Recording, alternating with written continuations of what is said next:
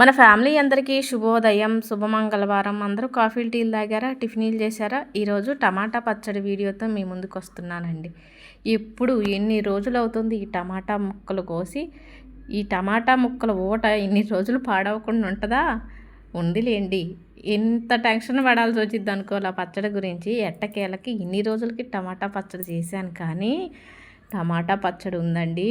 అబ్బా, అసలు ఎంత బాగుందంటే, వేడి అన్నం, తాలింపు పెట్టిన టమాటా పచ్చడి, కొంచెం నెయ్యి వేసుకొని ఈ వేడన్నంలో కలుపుకొని తింటుంటే మీకైతే నోరూరుతుంది, నన్ను తిట్టుకుంటారు కంపల్సరీ. రోజు ఏదో ఒక వంట వీడియో పెట్టడం, మమ్మల్ని నోరూరించేటట్టు చేయటం, నీకు ఇది న్యాయమా అని అనుకుంటారు. కామెంట్లు కూడా పెడుతున్నారు.